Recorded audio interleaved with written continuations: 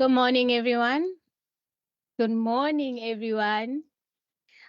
Standing before you is Oloratom 20, and I will be your program director for the day.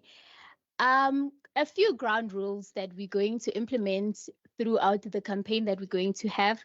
Number one, can we please put our phones on silent so that we don't disturb any dialogues that we're going to have from our speakers and amongst ourselves? Number two, can we also respect the person who's standing before you? So no conversations that you're going to have amongst yourselves unless it will be with your delegators or it's discussion time, right? Lastly, can we please utilize, I don't know, Mr. Mike, can you utilize this door or the door to this door for exits, and the bathrooms are, yes, somewhere there. So, for the beginning of our program, can you please have Genesis that is going to do our icebreaker? You know, our icebreaker is so important because you need to own up the space that you're actually in and also feel welcomed amongst this venue and amongst yourselves. So, can you please give a round of applause for Genesis?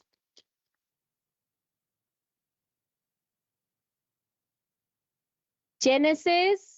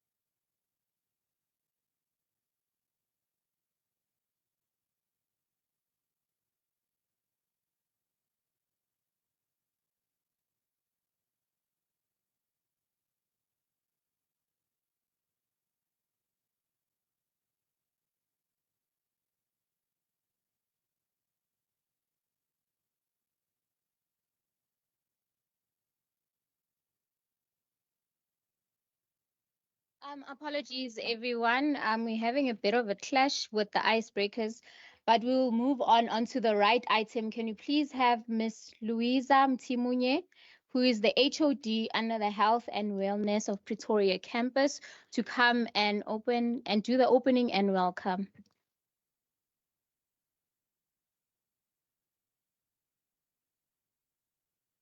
Thank you, Program Director. I would like to welcome the people from the Department of Social Development. We have collaborated with them to do this event to raise awareness about GBV and femicide. And I would like to also to welcome our colleagues from SDS, our colleagues from CPS, our colleagues from Arts Campus, the SRC president and leadership, peer educators, and students at large. You are welcome.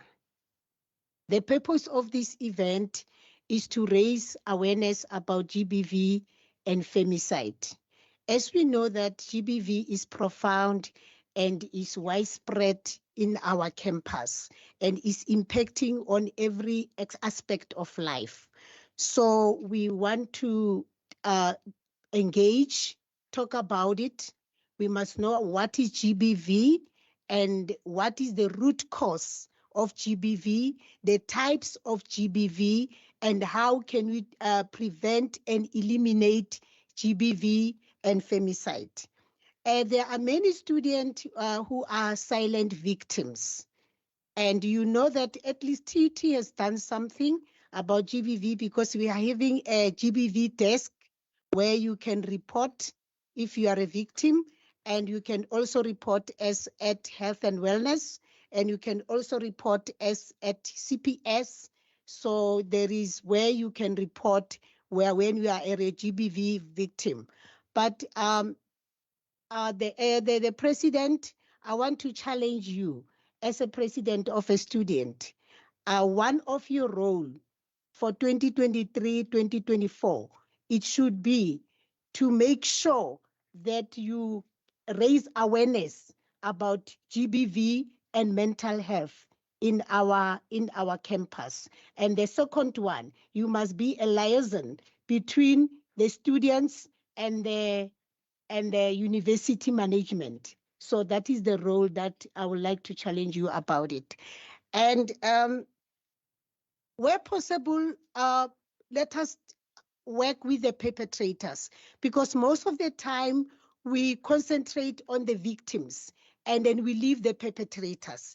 And the same perpetrator is going to do the same thing to another victim. So where possible, let us work with the perpetrators, support them, and make sure and try to identify the cause of the violent behavior so that they can change their behavior. So you are welcome, and please feel free and feel safe to engage and be in a dialogue.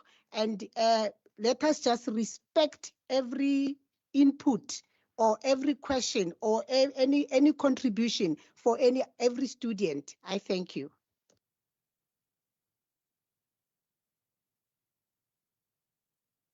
Thank you so much, Ma. You said a mouthful. We really appreciate it. May we please have our president, who is from the SRC, president of Pretoria campus, alongside with the SRC Universal Access, in the order of Mr. Tepiso Ramasenya and Spesi Mkhize.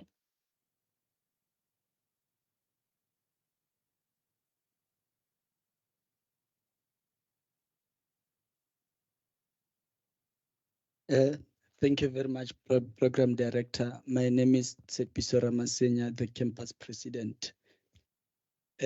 Program Director, thank you for hosting such a wonderful and important program of awareness and femicide talk. Indeed, through such programs, we are going to be able to move the People's University from good to great. We need to stop speaking violence to women as a statistics. No one should become the victim of GBV within the University of the People. No man must believe that they're entitled to any woman. No man wants any woman. And furthermore, let us not practice of being silent. We must never keep quiet when we are receiving such attempts of GBV. You must always remember that you are the owner of your own life. So in most cases, you must always say no to GBV. If we are here in solidarity with this beautiful unit in our pain, we have to pledge to do something to make this country of ours and our university to be a safe environment that will be friendly for teaching and learning. Lots of women, they've been killed by their partners throughout because of they've been quiet and not reporting such cases. Bearing in mind that once it starts, it will never end. Hence, we encourage all students not to keep quiet when they get attacked. We have an ongoing statistics daily in our campuses and residence because of students gatekeeping the cases of GBV to themselves, as it leads to trauma to most students who can't voice out and speak about such sensitive issues that contribute towards their mental well-being. Hence, we are having SDS so that you can attend such programs to make sure that you familiarize yourself with this education of GBV. However, the Office of President, along with the Office of CPS, we have collaborated together to make sure that we stop this trend within our students, this trend of GBV, by doing res visitations with police, whereby we're going to be practicing GBV awareness. The police will be there assisting us with all the resources to make sure that this GBV thing, it doesn't spread, because of the level of GBV in our environment is too high, and at the very same time it contributes towards our education. So as the SRC campus president, I am against GBV, because of whatever thing that leads to disturb the academics of an individual or student. We are not going to appreciate such behavior.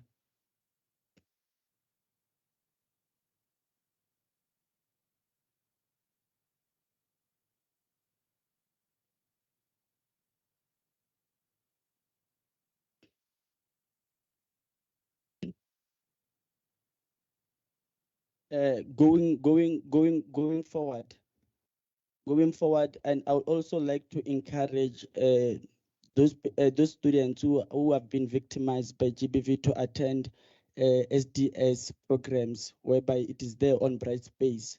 It is easily to be accessible, and it is located there, co-building 4. So each and everyone who have been victimized, or who have been victimized by such behavior, may they please go to building 4 and try to engage with them to that office, so that they can have a free journey of their academics. As I conclude, let us take a moment of silence to pay respect to the innocent soul that we have lost along the journey of life by the people who have claimed love to them.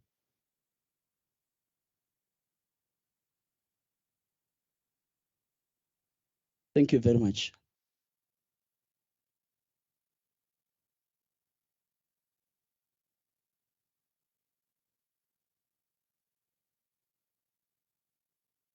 Amandla phansi nge-GBV phansi.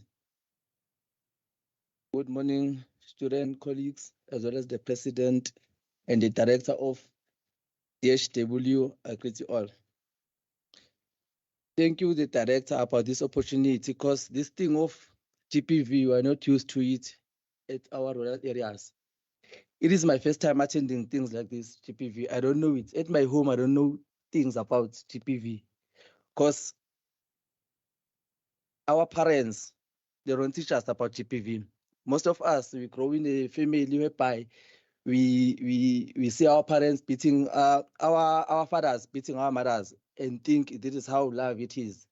Then, as we are the males students, we think it's how we must grow.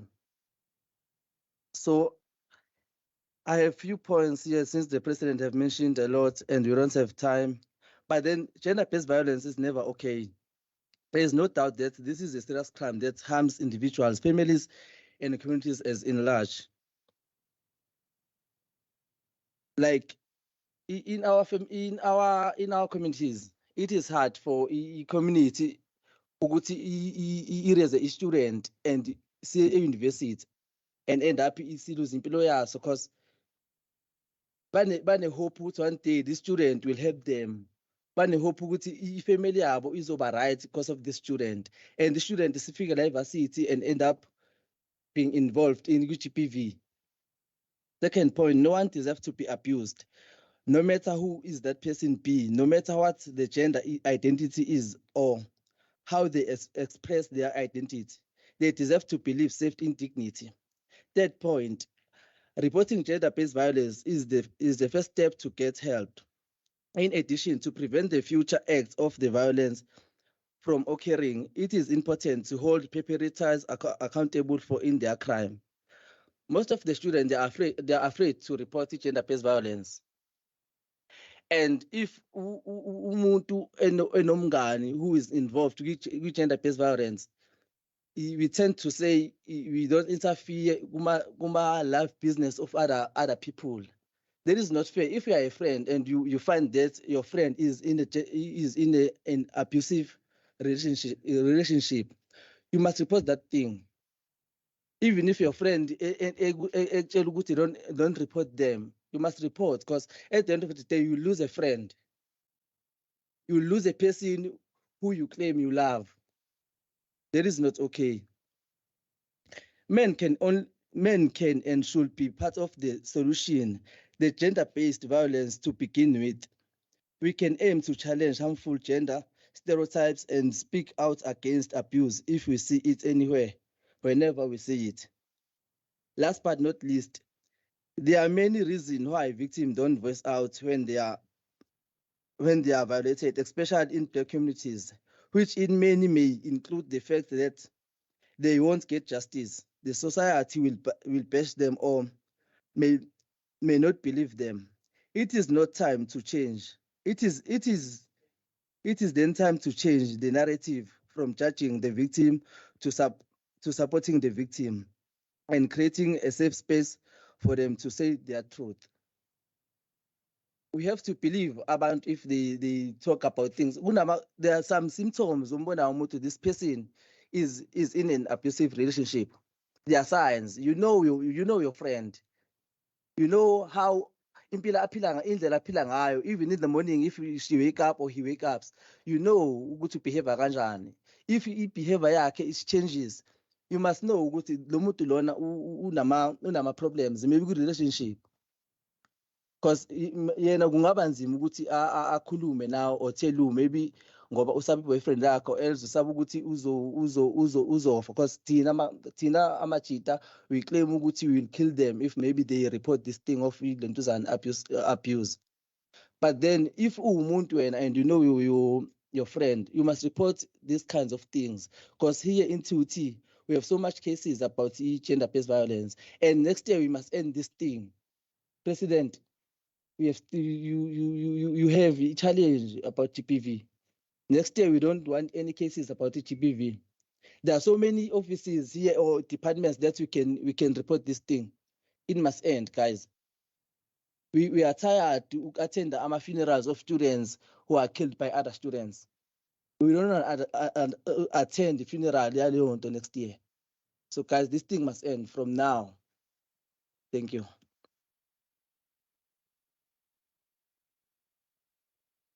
Thank you so much, our leaders. These are the people we voted for, and I believe that through them we can strive. And President, as you've heard more of your responsibilities that are coming on your plate, we really hope that you're going to take each and every aspect into consideration. And next in our program, may we please have Mrs. Manoko Mohoroja. I'm so sorry if I'm butchering the surname. I'm so sorry. Yes, may you please welcome her with a warm, wonderful round of applause.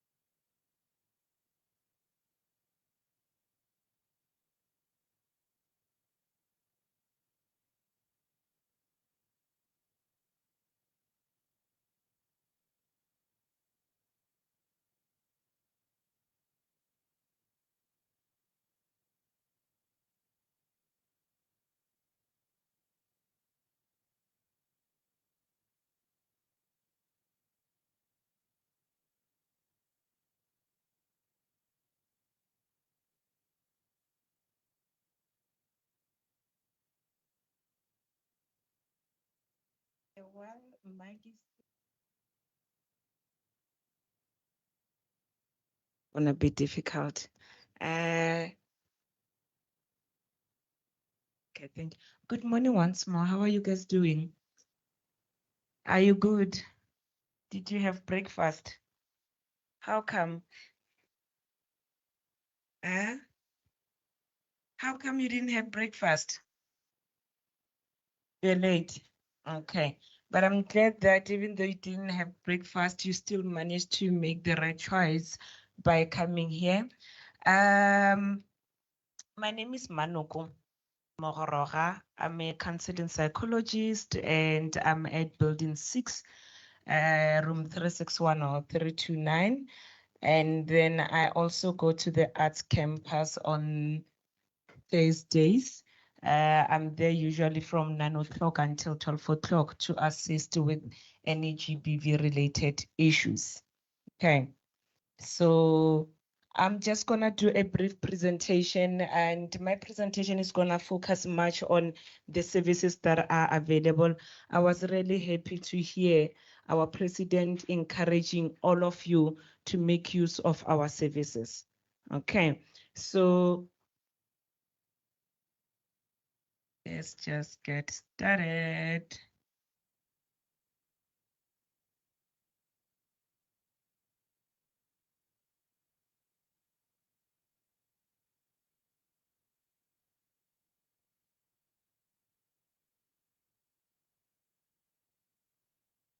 Okay. Although my focus is just sharing a lot of information about the services that we offer, I would like us to just start by looking at the concept of GBV. And I don't want to dive deeper into it because we have Meditable who's going to do a thorough presentation around GBV. But then what is your understanding of GBV? Because I think sometimes we can be unfair to ourselves by talking about something that we do not understand. And if we don't understand what entails GBV, then it means that we are running at a risk of not even reporting this. Because we can't report what we do not understand, isn't it? So what is GBV? What is your understanding of GBV? Yes?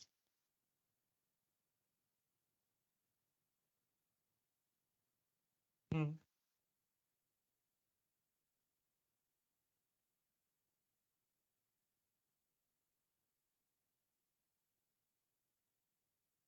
You said your name is Ovayo. Okay, thank you so much for that. So Ovayo says that GBV is when a person inflicts pain on someone else, and that pain can be inflicted spiritually, physically, and emotionally. Okay, so we're talking about spiritual abuse, we're talking physical abuse, and emotional abuse. Thank you so much, Ovayo. Anyone else? Anyone else? Yes, I see you want to say something. Thank you so much. Go ahead, please. Good morning. My name is Griselda Ninjarere. I'm also a peer educator from the Arts Campus. Just to add on what Ovayo said, a lot of people tend to think that GBV only affects women. So it goes both ways, you know. Yeah, he said it all. It's when somebody inflicts pain, whether emotionally, spiritually, and so it doesn't really have a specific age because it can affect anyone of any age and any gender as well. Thank you so much. What's your name again? There. Huh? Rizalda. Rizalda. Okay, thank you so much. And what she has mentioned is very important to say, as we talk about this concept, we need to also consider who can be affected by GBV. And we must look at all genders, including those ones that do not form part of the binary genders. We know we have non-binary and binary genders. I don't like using those terms, but yes. So what she said there is very, very much important. And you will realize that as you come to learn more about GBV, we get to understand that this is an umbrella term that is used to refer to harmful acts or behaviors that are directed to a person, a group of people, because of their gender identification or sexual orientation. And she said it beautifully, so to say we can't look at gender-based violence as something that only affects women, but we do understand that research indicates that women are the ones that are being mostly affected. Okay, but then she's saying, let's look at who else can be affected so that everyone can be part of the solution. Right. And then in terms of the various forms, as he has said, we're talking physical violence, sexual violence, psychological violence, socioeconomic abuse, emotional abuse, and verbal abuse. And a lot of times when it comes to this forms, we understand that certain people tend to overlook certain forms of GBV because of what? They do not leave a physical scar. So if it is just emotional, it's not that bad. If it's just verbal, it's not that bad. But then with this definition, we need to understand that any form of GBV is unacceptable and must never be normalized. Is it clear? Right. So we need to start to speak about all these forms of GBV. And when I spoke with Kolo about what exactly should I focus on in my presentation, I mentioned that maybe perhaps one of the things that we need to talk about is your understanding of the nature of GBV activity.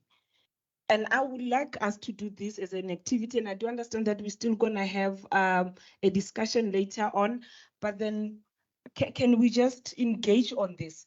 What forms of GBV do you think most students encounter on campus or in other settings that would be off campus or at residences or in your classroom? But in general, what are the forms of GBV that you think students encounter? Anyone? Because you guys can be, or you are the key role players in terms of helping us to design interventions that are going to speak to your needs. So help us to identify what you are dealing with at a ground level. I'm seated in my office most of the time and I work with clients who come in, but then there are some students who may not have strength to come and seek professional counseling. But you know what other students are going through, or you know and understand what you have been through. So what are the forms of GBV that you think a lot of students encounter? Yes. Good morning, everyone. My name is Susipam Jolie. I'm from here, Pretoria campus. I think verbal abuse is often overlooked because you can take it as the person was just angry. It's not that obvious because a person can say something hurtful and then they apologize later. I was angry, and you can just overlook that. So as a student with the physical one, it's easy because your friends can see it, even if you don't want to report it, but your friends can see it. And if your friends are those people who won't put up with that, they can go and even report it on your behalf. So sometimes I think not necessarily males, because even women, we are very harsh when it comes to our tongue. Women can inflict verbal abuse to men, and men usually overlook it as she was angry. She says some hurtful things when she's really angry, and maybe we cry or even apologize or do something cute to kind of cover that. So I think male face a lot of verbal abuse, especially in students, because when you're a student and you're a male, you don't want to go and tell your friends that you are being abused by a woman. As much as we are evolving, but male are still facing, it hasn't been normalized for male to report abuse. There's still that stigma of you are a man, you've got to have the upper hand. You can't just go and cry to a stranger you don't know, especially in terms of psychology. Male will be like, I can handle it, I can deal with it. But the long-term effects of a woman who constantly degrade you by saying hurtful things to you, there are long-term effects that affect males, and maybe maybe in future it will affect the kind of father or husband that they become. So I think verbal abuse is mostly overlooked in men. Yes, thank you.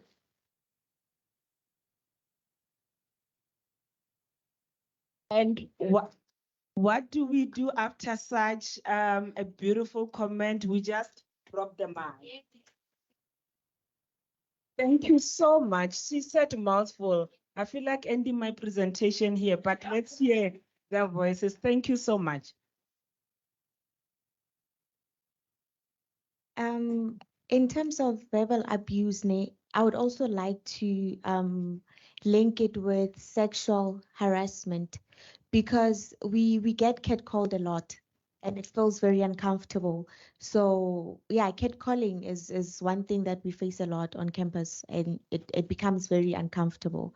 So it's also funny how guys do it to women, but when we do it to them, it's like asaselo, it's fine. It's just a girl catcalling me. But when a guy is catcalling a woman, it then becomes a problem. So yeah, sexual harassment linked with the verbal abuse. Yeah. Sexual harassment, there is verbal abuse. Okay. Other forms of GBV that you think many students are encountering?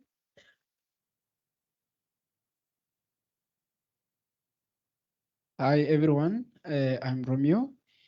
The one that comes to mind, it might align with the verbal, but it's emotional in an essence of spiritual. Looking at the people who belong to the LGBT community, in many instances, they are mostly emotionally abused. Most of them, they tend to be violent. You can't even understand why they like to shout. They look as if they have anger and bitterness, but it's because of with understanding of the cultural backgrounds of different people, especially at the university level where we come from different cultures and we have different belief sets. I think they as they identify differently from most people, as we maybe with the norm of other people knowing a standard that things are supposed to be in a certain way, they are mostly abused, and then it goes unnoticed and unsaid, and then it breeds another problem in our society, which is an underlying factor. As most of them, they are even I would like to put a scenario if I'm not consuming a time. You find that most of the people who belong to a certain community, they are now forced to act normal. And then when now you are in a relationship with that individual, they are expressing anger or bitterness. They end up being abusive. You don't even understand where this is coming from, but it's because of how society treats them or will treat them if they are in their true nature of who they are. So I think that's another problem that it's under the issue of the gender-based violence, because of the people who are boxed into being people who they are not. And then it creates emotional problems to the other people, as most of the time when we look at the gender-based violence, we only look at the victim, but not the other side of the story. Thank you.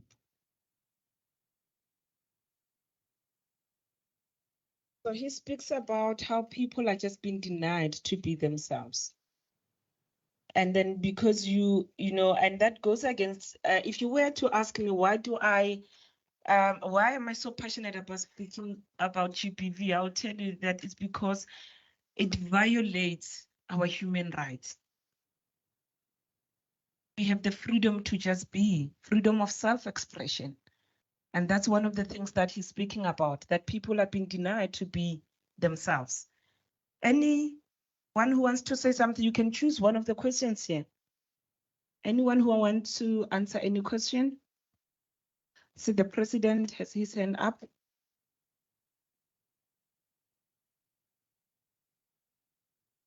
Thank you very much.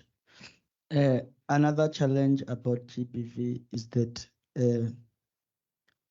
people mostly the environment that they're situated at, it contributes too much to GBV. because of now you grow up in an environment whereby your father abuses your mother or either way around. It's a problem and it's a trauma to the ones that are still growing. Understand? However, we don't need to preach, we need to stop preaching GBV because of if as males we stop abusing women, there won't be need of us protecting women. So you just have to stop abusing women, and women, they must just respect each and every individual. Because of, I love the words of my fellow sister here, whereby she mentioned, or no, women's, they abuse males verbally, of which means it's something that pushes males, the other gender, the opposite gender, to act in a way that we don't appreciate. Thank you very much. So much. I'm hearing an emphasis on let's respect each other, because certain people who identify maybe as males, for example, they're most likely to be abused by those who identify as females, especially through verbal abuse. And a lot of times, like I said, with certain forms of GBV, because they do not leave a physical scar, we overlook them. Right, and you'll hear words such as Bekezela, that's how it is, and so on. And he's putting it beautifully so to say, we should just stop. All right, and are there certain cases or incidences that you think they tend to receive more attention? I would say, for example, in the media, we know if the incident is very cruel, brutal, the survivor has been maybe physically, I can't find the right word to use, but if the case, it's very difficult and it receives a lot of attention, that the media and maybe even our legal systems are most likely to pay attention to. And we shouldn't be part of those people who only look at certain cases because they are all over the media. What about those that are not being reported? And talking about this, now with the new amendments to the Criminal Act, we know, and even the sexual offenders register, we know that there are new amendments, and any person who's convicted of sexual assault or sexual offense, rather, their names will have to be written in that register. And we know that now with the new legislature, any female person under the age of 25 at higher institutions of learning, they are considered as the vulnerable group. So meaning, us as practitioners, we have the duty to report. So if you come to me and say, I have been sexually assaulted, or I've been raped, or I'm experiencing sexual intimidation from someone, I have the duty to report. So I think the government is also trying to put important measures in place so that we break the culture of silence. But let's play a part. And the other thing is, the question that I would like us to look into and maybe even reflect after this session is this one. Is it possible that certain types of abuse have become normalized, making it difficult for TUT community to determine the right interventions for dealing with violence? Is it a yes or no? Then it means that we need to do what?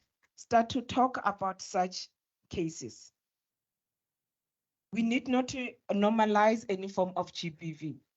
And I think you guys have already spoken about this. We need to, as we think about interventions, we need to also identify who are the perpetrators and who are the victims, and not just think that it should be a male or a female type of a situation. And the other thing that I would like us to really understand is the information that is available out there. Who is teaching us about GBV related matters? And what is it that they are saying? Because with certain teachings, you may find out that there's wrong information that has been put out there. And if majority of people taking that information, then it means that certain behavioral actions that are very much wrong are most likely to be worsened or to keep on persisting because people are sitting with the wrong information. And I wanted us to do this activity, and I'm going to give it 3 minutes. In your groups or individually, can we look at this tree, né? And use it to help ourselves to understand GBV? What do you think are the root causes of GBV?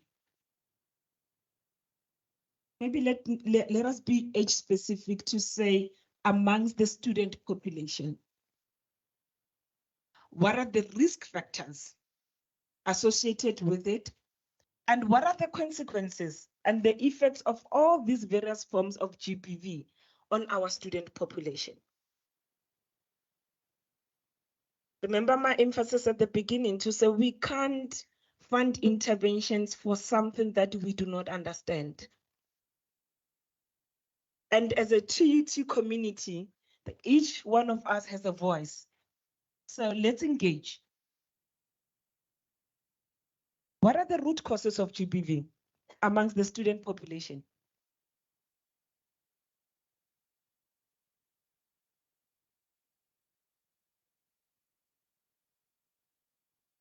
Can I? Yes. What I think is the issue is, as we've been talking about the victim. We've been focusing more on the victim, but now it goes back to, if I'm the abuser, what led to that? What are the interventions that are dealing with people who feel that I have these anger issues, that when I'm with my partner and we are fighting, I end up doing something that I regret later. So my point would be, how about we have more, I don't know if they're already there or not, but more interventions that focus on, let us as the students fix ourselves so that the next generation doesn't have to have the same traumas that we are talking about that leads us to becoming abusers. So I feel like, as he mentioned, that we come from different backgrounds and we have different mentalities that lead us to doing certain things. So how about, as a student, individually, let's make it our responsibility to also fix ourselves so that we don't have to ruin this life thing for anybody else or our relationships. Yes. Thank you so much. And that was in response to the root causes. So you have identified childhood trauma. You have identified the tendency to focus on the victims more than the offenders. Thank you so much. What else? You can choose any, the root causes, risk factors associated with GBV, or the consequences on the survivors. I see hands. There's a new hand there. We'll come back to you. Thank you. I'm Tapi and I am a peer educator from the Arcadia campus. I would like to touch on root causes. I think that a lot of the time it's insecurities from the perpetrator now trying to, to make themselves feel better, or a sense of trying to, feel better, power hungry, that you want to now have a sense of power over someone else. Or if you are a very insecure person, now you're trying to put your insecurities onto the next person as well. So I think that is something that could cause B. Thank you so much. So she's speaking about individual factors, to say one can be so insecure, and then when you are so insecure, you are always, so hungry to protect. Okay, to make sure that, I get that sense of belonging. I own this person. Okay. Thank you so much. Another hand there. Hi, my name is Zandile. For me, background also matters. Abanye like ntini. it's normal for them to act a certain way because ekhaya they do this. Maybe ayatugana. So for them, it's normal to do this to umuntu omunye, and yeah. Second one could be the surrounding. For example, if mina nabangani bami we are used to speaking in a certain way, say nathi siyatugana, and you come into our surrounding and we ngithini sikhuluma nawe kanjalo because we are used to ukhuluma so, yeah. Thank you so much. So she's saying, let's guard against the people that we associate ourselves with. Right, peer pressure, because there are certain behaviors that can be normalized in our groups that are very much wrong. I'm gonna take the last 3 hands. Can choose any. 1, 2, 3. Okay. Oh, let's go to that side maybe. Yeah, those 2 ladies there, and then we can take 2.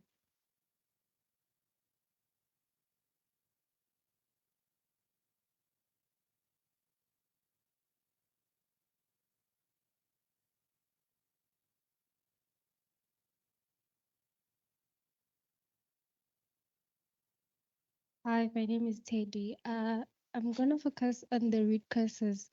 I think one of the matters we should look of is anger management issues, whereby we should be also taught about how to manage your anger so that it could not lead to physical abuse and stuff. Thank you. Okay. So she's saying one of the root causes is lack of emotional regulation. You know, when we are able to self-regulate, then we find ourselves struggling to manage difficult emotions such as anger. Thank you so much. Hi, my name is Queen, and I think one of the reasons for males is cultural attitudes. Like for most Zulus, Zulu men believe that when I'm the man of the house, a woman must be submissive, and whatever I say, it goes. So for males, I think one of the reasons they become abusive, it's cultural attitudes, and for females, I think it's abuse, it's poverty. If you're a woman and you come from a very poor background, and you meet a man that gives you social security and financial security, you stay there. Like no matter how he treats you, you think about what's going to happen when I leave. I'm going to go back to the poverty. So for males, I think it's cultural attitudes, and for females, it's poverty. Thank you so much. You've said mouthful, and as you were talking, I identified these 2 gentlemen over there pointing at each other. I don't know what they were trying to communicate, but that's when I understood that they are listening. And thank you so much. All right. So poverty can be one of the risk factors or root causes when it comes to females, because if I left my home whereby I didn't have anything, and now the person who's abusing me is the one who provides so much for me, can I really live? I rather begezela, you know. And she also pointed out to the cultural beliefs. And that's one of the reasons why certain forms of GBV tend to be normalized, because there's this culture of saying, if it's like this, then it's okay. Or even the pressure around masculinity. You know, for you to be a man and to feel your presence, you must act in a certain way. Now, thank you so much for that. The last hand, okay. Can I take that one, because he hasn't said anything. Thank you so much. My name is Andrew. My concern is I hear people we're all talking, but one of the things is under the influence of alcohol abuse. Let's say also bottling things into yourself. So when you're under the influence and also bottling things, let's say to your partner or stuff, when you meet and you're under the influence, you tend to take everything out, then you end up being physical to her or her to him. Yeah. Thank you so much. Thank you so much. So what he has mentioned speaks to the risk factors associated with GBV, drug and alcohol abuse. And within the student population, we deal with many incidences whereby you'll find that both the victim and the perpetrator were under the influence of alcohol. All right, because remember alcohol, it inhibits your ability to think in a certain way, or let me say in the right way. There are a lot of people who do a lot of things under the influence of alcohols and drugs, and the following day they will say, I can't remember because I was not myself. So it means that as an individual, you have the responsibility to say, if I know that after 2 dumpies or 2 cans, I start to behave in a particular manner that is unacceptable, I need to just stay away from alcohol, because that is one of the risk factors associated with GBV, right? You have a question? Okay, let's hear a question. Okay, so do you think that alcohol really does contribute to that, or is it just an excuse for doing that? Because I find it funny, if I were to be drunk, right, and something extremely good happens, I'll wake up and remember it. But if I were to beat up someone, I'll wake up and not remember it. So is it just that thing where I was drunk, or really I wanted to do it and then blame alcohol for that? Because I get drunk and then my boyfriend proposes, I'm going to remember it from the beginning of it. But then I get drunk and then I beat him up. And then tomorrow they interrogate me. I'm going to be like, oh, guys, I don't even remember. Did I really do it? Okay, very good question then. Anyone who wants to respond? I'm going to take 2 hands. Thank you. My name is Nomali. To respond to your question, I personally believe that there is no one who's sober-minded like someone who's under the influence of alcohol. Because now we have this tendency, Yoguti, okay, Ndagiwe, and I need a plug for me to do something. And then I know I'll hide behind the fact that I am drunk. So they use alcohol as an excuse, actually. Okay, thank you. Noted.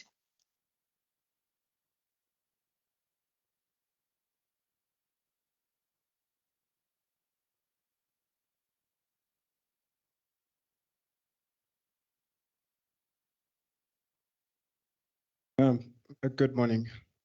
My name is Jafta. I would like to respond to this alcohol thing. So, luckily enough, I used to drink.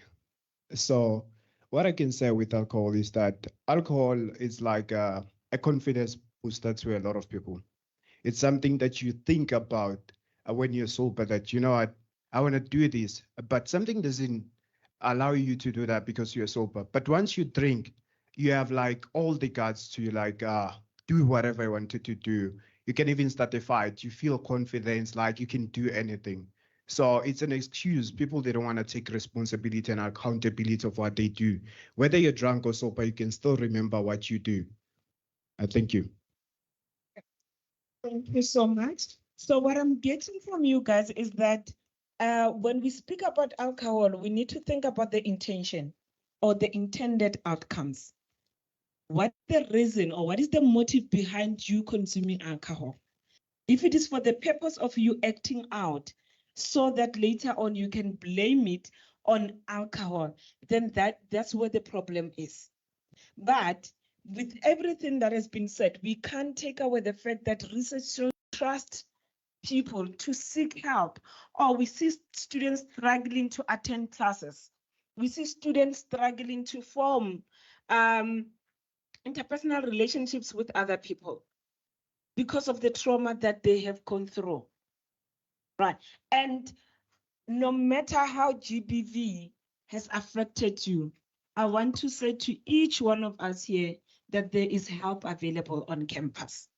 All right. So what kind of help is available to help you with whatever that you are going through? It might be cognitive symptoms like lack of concentration. It can be like emotional problems. You find out that now you're sitting with a lot of anger.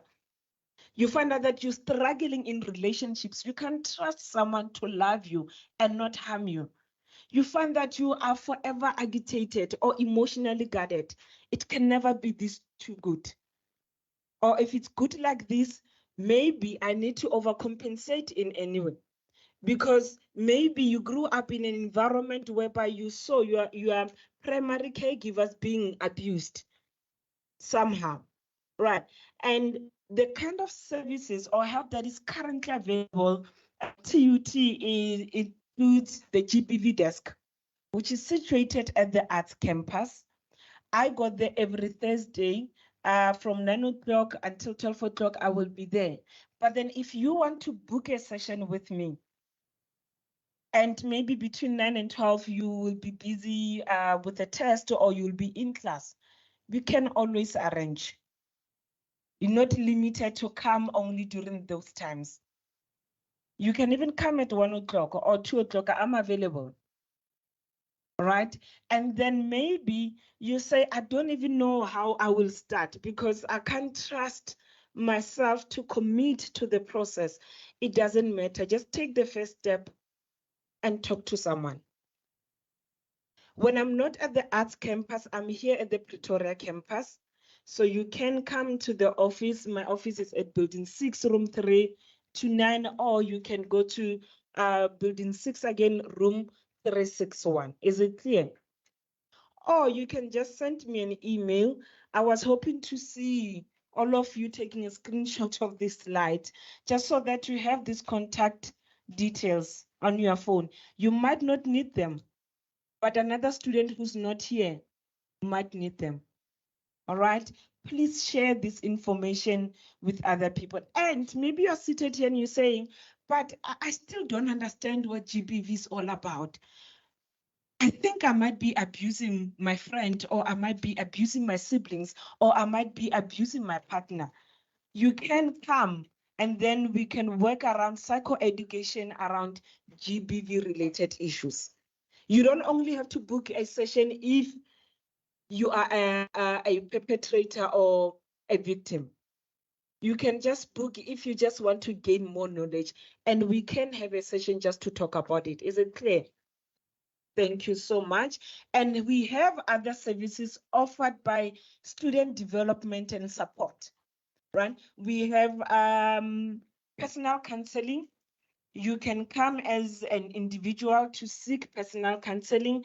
It doesn't matter whether it's GBV related issues or maybe you're just struggling with other emotional problems. You can come and seek professional help. All right. And the beauty about our services is that they are strictly confidential.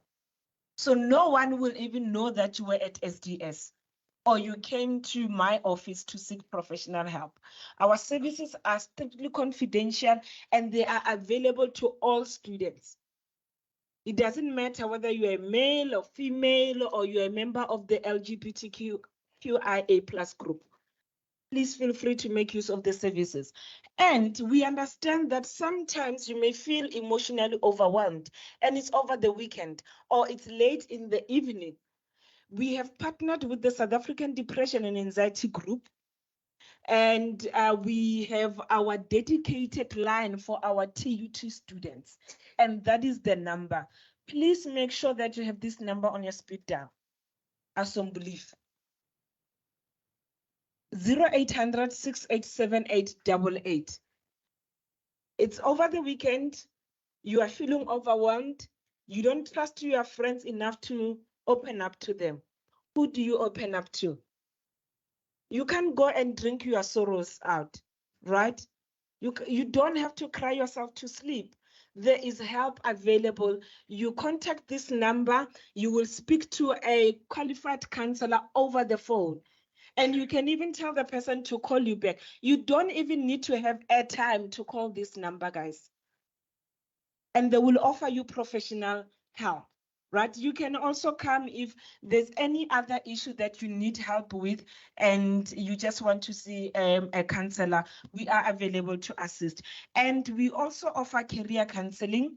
Let's say you are seated there and you're not sure of this course.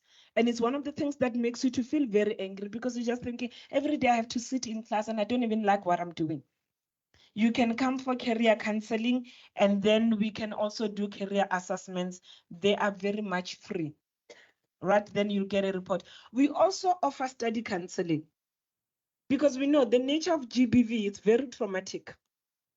And you find out that, as I've said, you can no longer concentrate in class. You can come to our offices and book study counseling sessions, or you can either do them in a group or have individual sessions with a counselor. They will be able to assist you.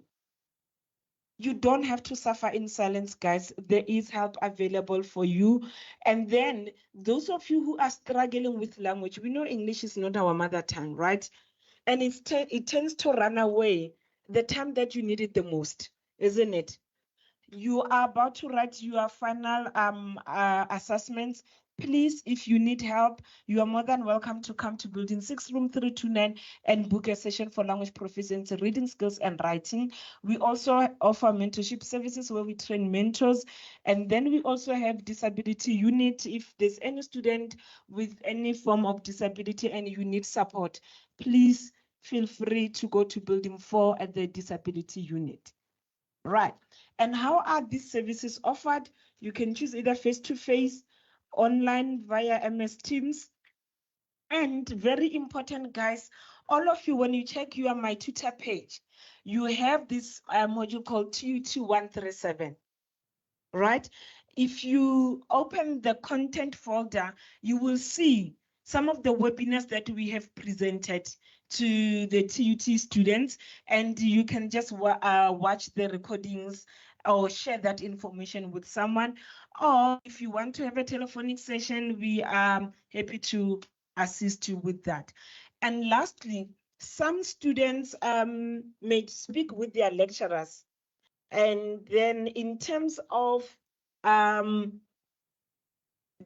and some people are just scared that the information will be all over the place. We are be informed by the Copy Act. So we don't just go around distributing information unnecessarily so. Right?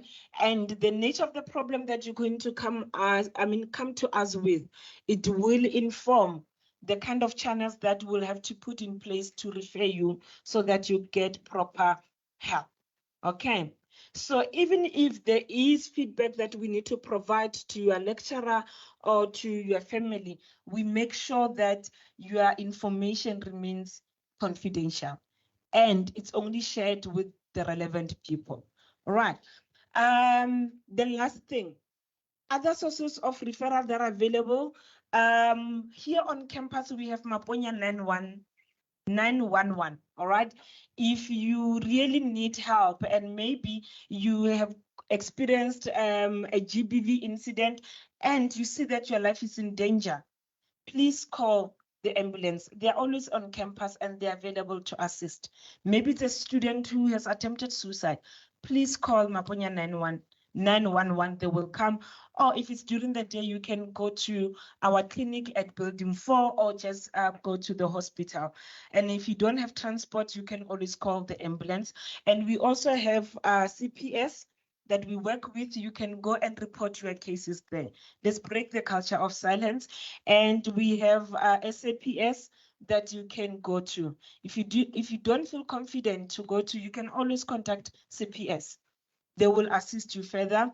And I've already spoke about the SDS services and the GBV desk and the SADC toll-free number. Please make use of it. And then we have the Department of Social Development that offer a lot of psycho-educational support for survivors and the perpetrators. And then we also have Tutuzela care centers that are available. So you can just go there if you need urgent help or counseling, or you don't even know how to report the case. They can even assist with that. And then we have Arisana Domestic Abuse Prevention and Training abbreviated ADAPT. They did quite a number of presentations at the beginning of the year. So you can also contact them if maybe you need legal services. They are available to assist you even in terms of reporting cases, especially that are related to intimate partner violence. Right. These are just contact details for other emergency organizations should you require help. Okay, can you guys see that there's help available for you? So let's normalize breaking the culture of silence and seek help. All right. Thank you so much. Any question or comment?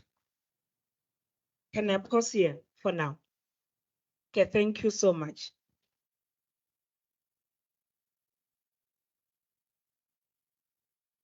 Sure, yeah, that was a lot. Thank you so much, ma'am.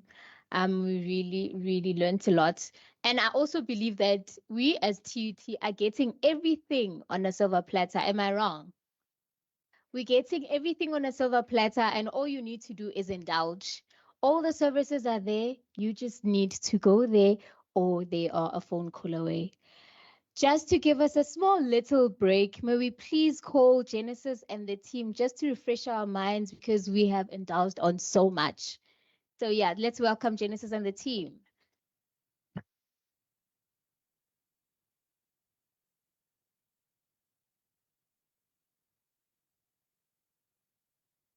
Good morning, everybody. Oh, one morning, Elena is too low. Good morning, everybody. Guys, you can go louder. You're like youth, you're like young, you're like fresh. Good morning, everybody. Thank you. So can you please get up to our feet? We're going to do an icebreaker to release the tension. So can you please get up? You're going to move. You're going to be energetic.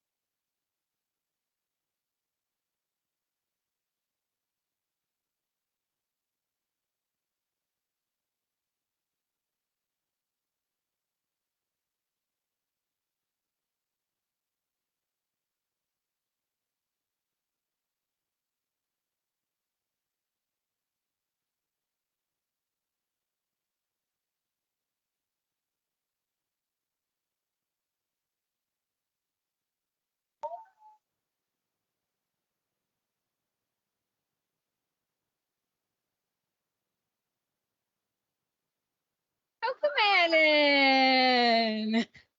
You all know Cocomelon, right? Yeah, Vanavama 2K. Yes. Thank you so much from Genesis and the team. That was really refreshing doing the chicken dance. Thank you, thank you, thank you. May we also welcome our next speaker, which is Mr. Thabo Gnene, who is an investigator here on campus for the Campus Protection Services. Let's welcome him with a round of applause.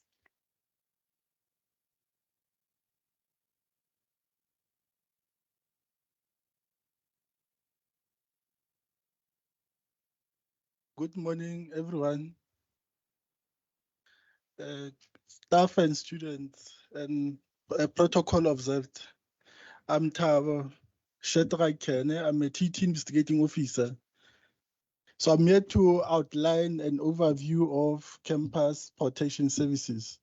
What is campus protection services? What are the core functions of campus protection services? What is the process of reporting gender-based violence on campus?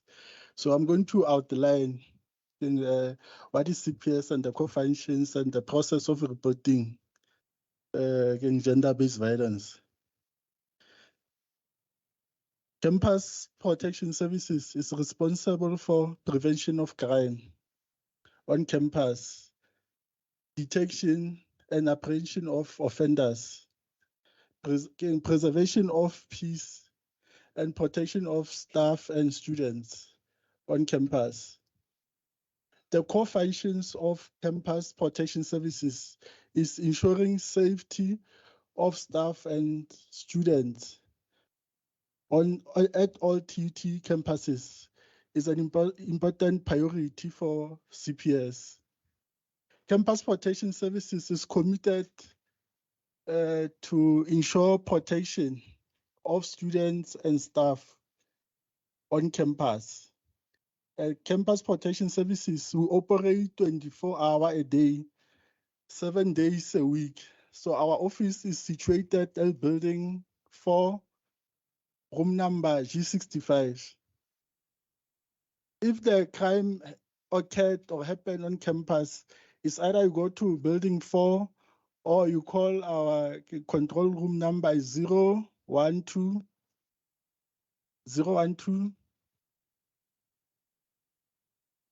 382 4228. So you can call that number. So the person who's there in the control room will dispatch a shift leader to attend the problem. The sooner you report, the sooner they dispatch a shift leader to prevent the dangerous situation of the perpetrator on the scene of the crime. And then also one of our responsibility is to ensure safety and security and secure environment for teaching, learning, and research. So it's one of our responsibilities. So campus protection services comprising or consists of the following divisions.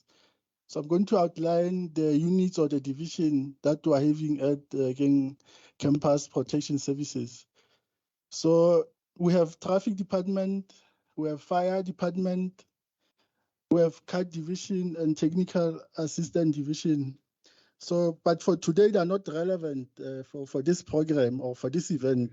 So we're going to focus on security operation unit as well as the investigation unit.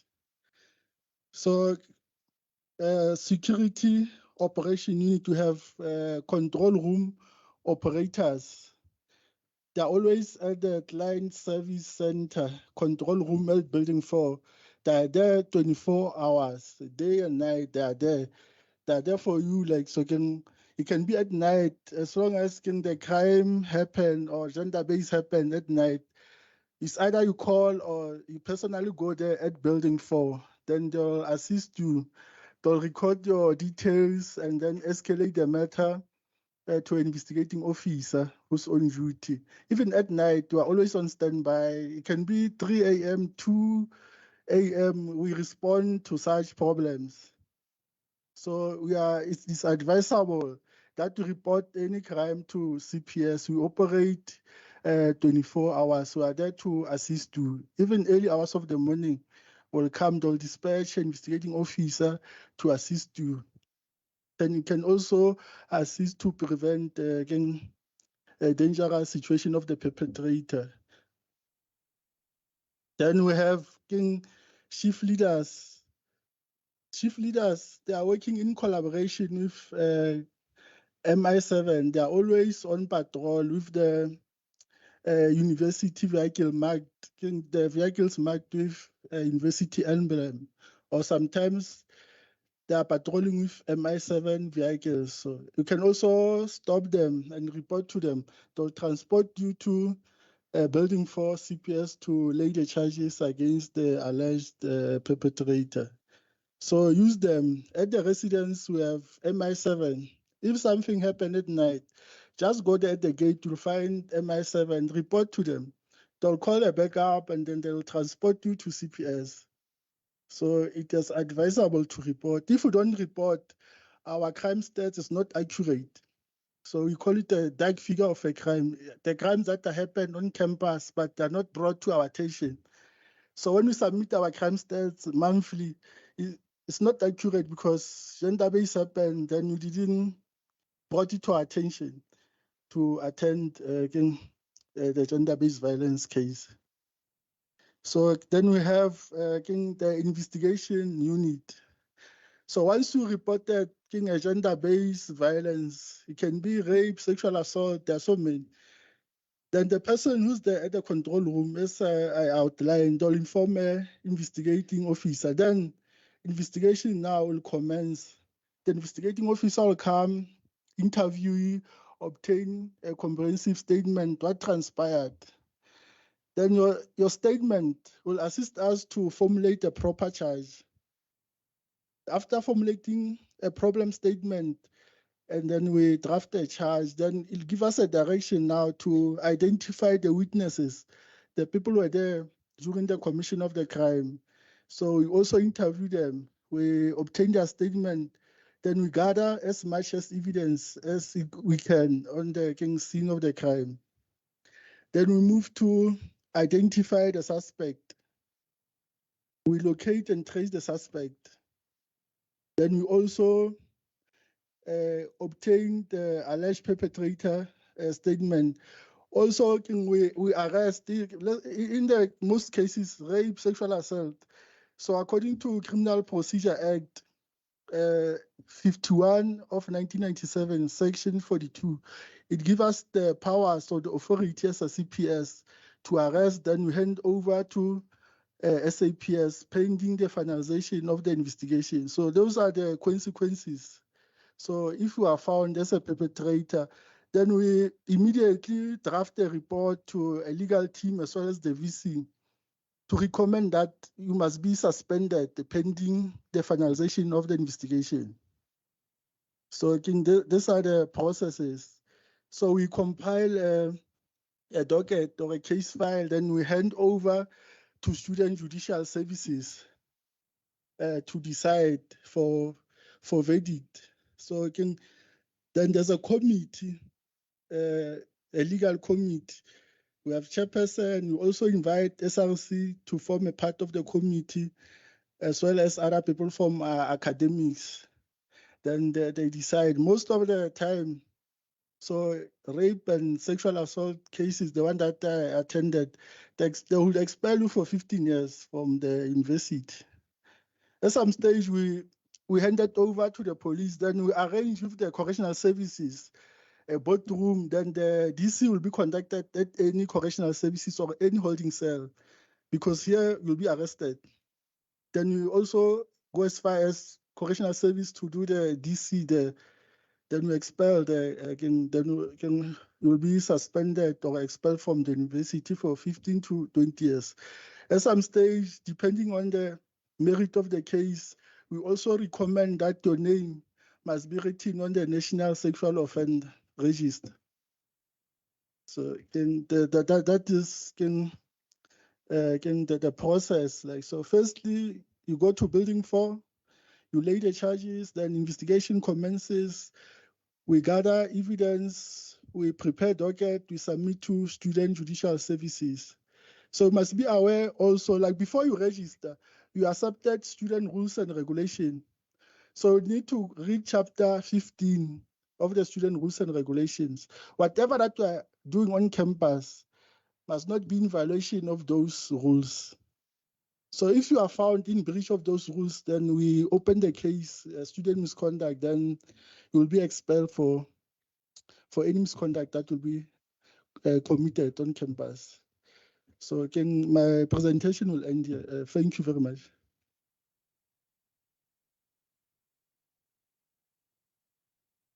Thank you so much, Mr. Tsepo. And next in line, we're going to have a presentation from our social development representative, which is Ms. Ditebogo Manana.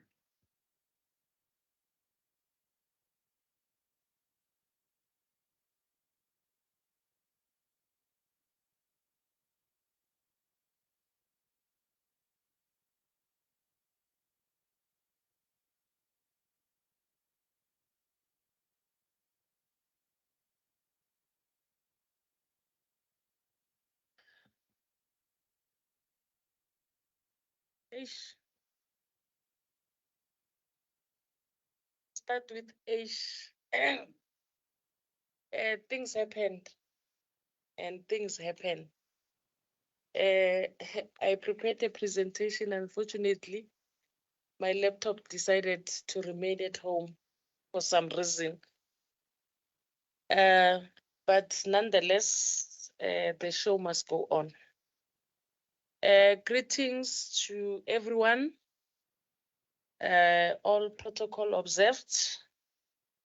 And I thank you for the opportunity for inviting us as DSD to be part of this event whereby we are teaching each other, educating each other, learning new things, hearing certain things for the first time, and also engaging with each other so that at the end of the day, we try to cap the scourge of gender-based violence.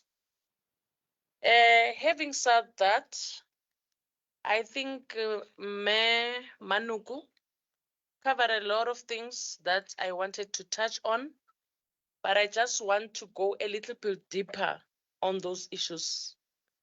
When you talk about gender-based violence, as the definition has been put there on the slides, that is a harmful act that is done by a person or a person to one person or to a group of people, considering their gender and their identification and their sexual orientation. And when we say that, it's when you harm a person injecting power and with a intention to harm them, looking that this is a weak boy or it's a weak girl, or maybe you are not even sure of the sexual orientation, you want to find out. But instead of you asking, then you decide to inject power. So we have a lot of cases that we can refer to, more especially in the community LGBTIQ+, that they've been victims of gender-based violence because people not understanding their sexual orientation.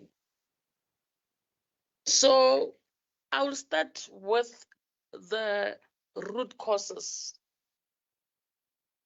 There's a research that has been done that says when a person grows up in an environment and at that stage, we categorize that person as a vulnerable victim.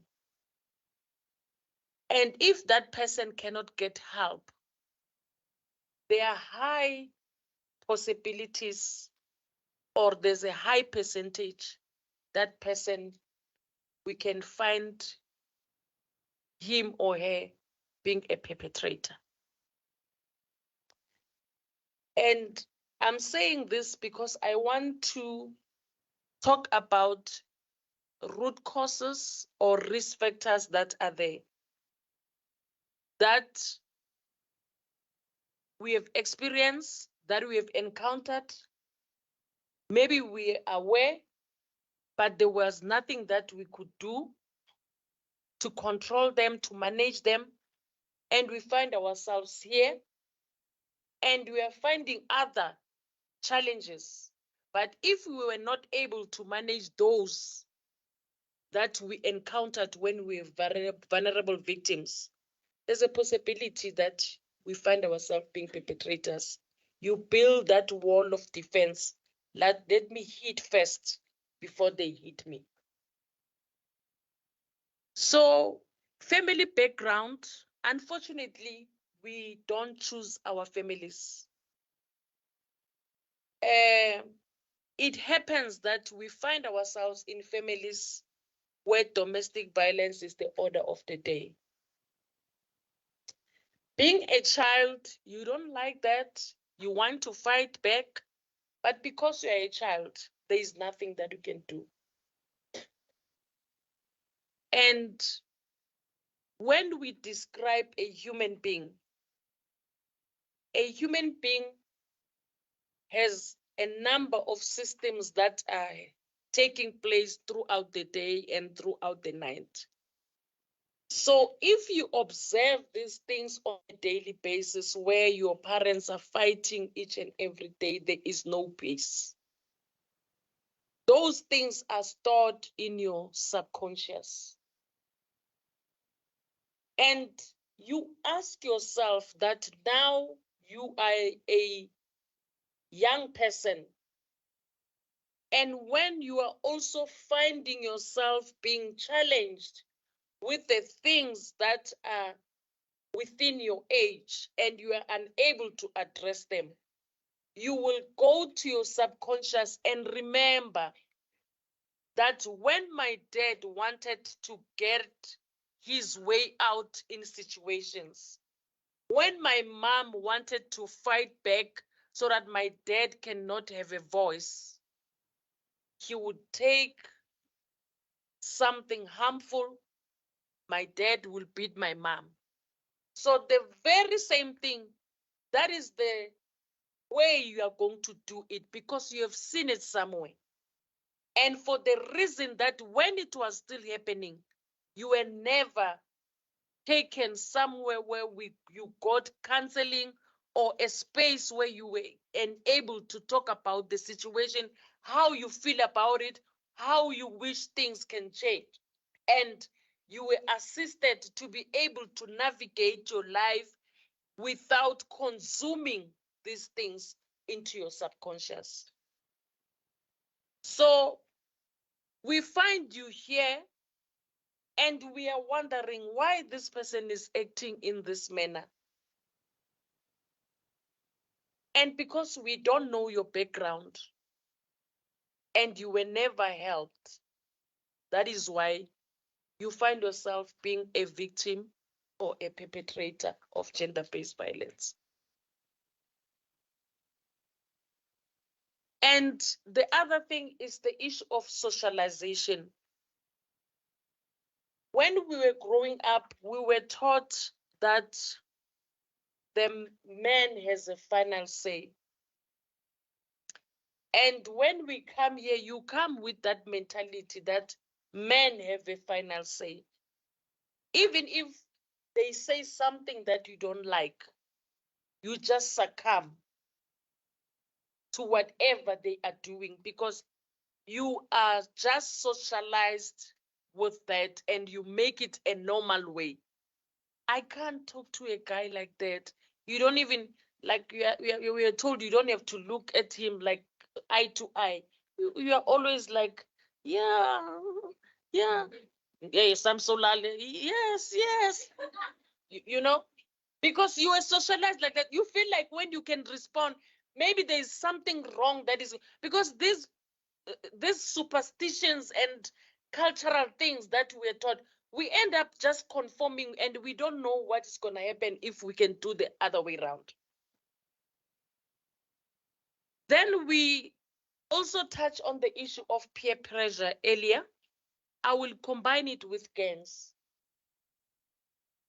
You came here with your own bag or your plastic, and your parents, they gave you all the rules and prayers and everything else. But because you want to belong, you find yourself being in a group of people. You found them here, maybe even before this building was renovated. Bona, they've just decided who they are going to be here. They hook you up. They wear certain types of clothes. You just join. And each and every group, they don't just become a group without an intention and a purpose. There are those ones that have agreed they can't propose. They can't pursue a girl. I don't know what is their problem. They've told themselves that once we see a girl coming from a library, there is no negotiation. We just sleep with that girl. So when you just join groups, so it's today for you, it's something that we have to think about. Why am I friends with this group or with this particular person? What is it that me and this person that we are doing? What is the intention of that relationship? We are from Eastern Cape. The other one is from Northern Cape. And all of a sudden we are Mtase. Hey, Mtase. Why Mtase? What's the meaning of Mtase? And under that Mtase, that the Mtase that you are tasseing, Yena, he's not here or she's not here for education. She's somewhere.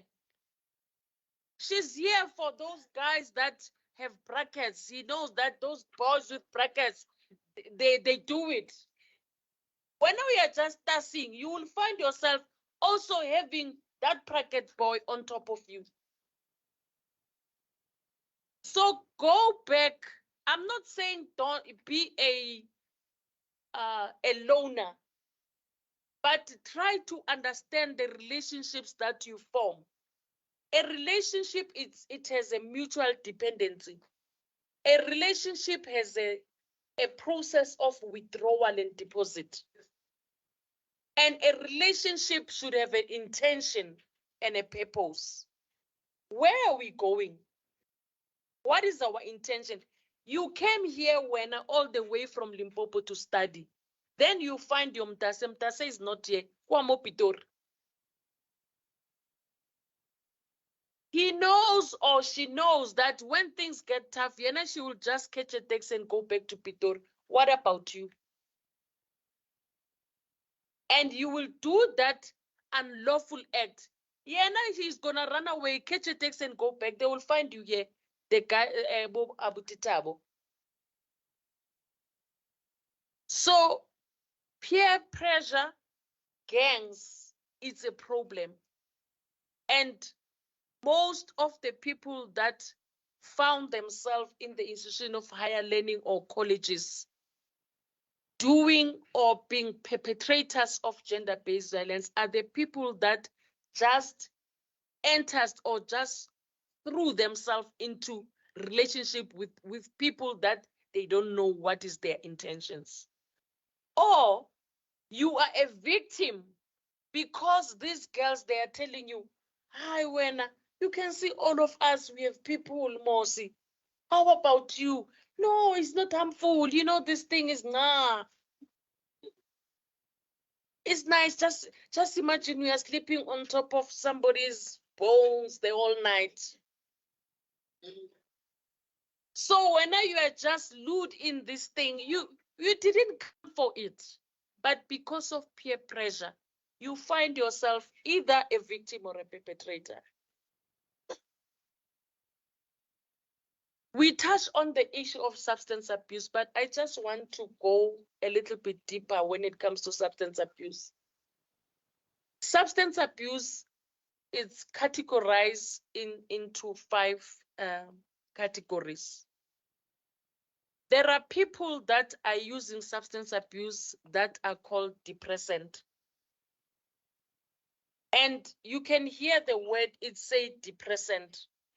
It means when you want to go out of the normal way of functioning, you want to depress your mind, your spinal cord, and everything that you have.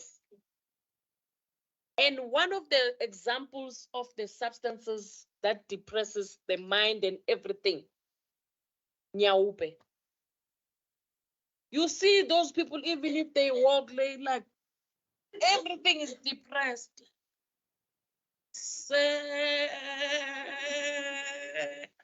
When I'm there, it's then that it says there. Because you are depressing your mind. It's not only nyaupe, others you are just mixing things to depress your mind. I just want to sleep and not see any matata, my problems and everything. But just imagine when you are depressing your mind today, next week, next week, next month, what is going to happen at the end of the day? What about your schoolwork? Because now your mind is going to be depressed forever. You will ask people when we class, what was the lecture saying? Eh? Hi, that guy is not preparing. It's your problem. It's you. You're using depressant. When you go into the lecture hall, you are depressed. Your mind is depressed. Your feet, your spinal cord, you can't move. You are nyonyoba. Some of the people there, they are pushing you. They want to go in. You even when you go home, visit home, when you arrive, you know there's the address or maybe they text it. And then when you arrive, you see your parents will say, hey, Ma, are you my mom? I've seen you somewhere. It's because of the things that you are using that are depressing your mind. And there are others that are called hallucinogen. Hallucinogen are the ones that you use. People, I don't know these drugs. Boutique, cocaine. And you want to, little is under hallucinogen. You want to be in that moment where you don't see the normal day-to-day activities that are happening. Like you are hallucinating, you see people, you are laughing.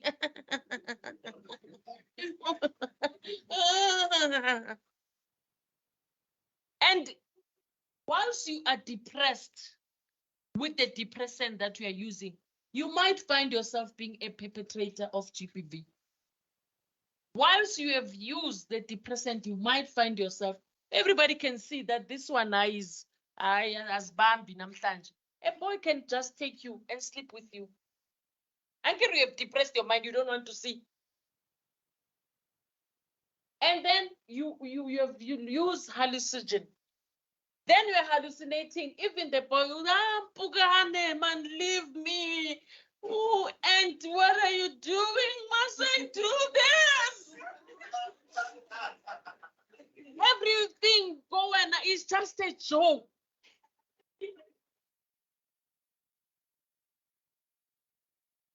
And then there are others that use stimulants. Stimulants, it comes from the word stimulate. Then you use those things. You know, I want to see myself in cloud 9 today. You know, I don't want to see anyone. I want to, like, you are high. That is why people even when they do body heist and whatever, they use stimulants because they don't want to have conscious. So if you use those things every time, you'll remain in cloud number 19. Now we are here on earth. And when you are dead, you will do things when you wake up in the morning, you don't even remember. Because when you were there at cloud number 9. And there are those that use medication. If you look at the medication, Panado is written, you must not use more than 10 days. If you are still experiencing the pain symptoms, go and consult. But there are people who say, I can't function. Can you buy me grandpa my head? If you drink those things now and again, obviously you don't operate with your own strength, with your own capabilities, with your own thinking, with your all. You are using something for you to operate. And the possibility is that because you are not in control of yourself, you can find yourself being a victim or a perpetrator of gender-based violence. That's how substance abuse, that's why substance abuse is categorized as the first risk factor when it comes to gender-based violence. So substance abuse, I usually say to students, it looks cool. Like when we are standing, you just see a person from nowhere, there's smoke that is coming out of the person. I don't know which bubbly, Ashley bubbly. It looks cool, it sounds cool. You look like usezintweni. You know things. You are into things. But this thing has a negative effect on your body and in the manner in which you conduct yourself. So students, young people, I'm a parent. I can stand here and say to you, don't drink, don't smoke, don't use drugs. But if then I pack my pull-up banners and go home, you'll be alone here. You can decide otherwise. So when it comes to issue of substance abuse, there are still those that are experimenting. And lucky enough, you haven't done anything or you haven't been victimized. There is help out there. As same as those ones that I mentioned that comes from families that raise them in a way that is not pleasant. There is help out there. Social development offices are all over. And if you are an occasional user, there is still help there. We can be able to assess you, detox you, and put you into a support program where you can be able to leave the substance abuse. And there's the sad part with substance abuse, it also goes with genes. There are families that are strong when it comes to substance abuse. They can drink what is that long thing? A quart. A person can drink 6 cans or 6 bottles, but there will nothing that will happen to that person. But when you'll only drink 2, we are on top of the chairs now. Bring more, bring more. And I usually say this to students. I don't know how liquor was done and what is it that they've mixed there. But with us ladies, there is something that is very painful that is happening. Every time we drink alcohol, yay, it's bad, guys. We wake up in the morning not knowing where's the bloomers, where's the bra. I don't know when do we take them off. But liquor just goes there, and you want. And then in the morning, then we must start saying, okay, because you were drunk, then it's rape and. But it's things that you could have prevented. When you drink, try to make sure that you drink in a safe space in case you drink. But me as a parent, I would say stop. Drink in a safe space, keep your glass. It's something that it's always preached that we must keep our glasses because there are people that put things into our drinks. And that is why we find our panties and our bras nowhere to be found. Your underpant is broke, is ripped. You don't know how your trouser went down. It's because people are putting things there. Hence, we find ourselves you are a perpetrator, you don't even remember what actually happened. They're asking you, yeah, we can see there are sperms inside your vagina, but what happened, you don't know. And you will say the system is not working, but it's because of you, you don't even remember. So drink and go to your room, or if you have a boyfriend, go with your boyfriend. If you have a girlfriend, go with your girlfriend. Don't find yourself amongst people that you are not familiar with, because you will be a perpetrator, you will be a victim. There are high chances of that. Okay. Post-trauma, it was said that is one of the issues.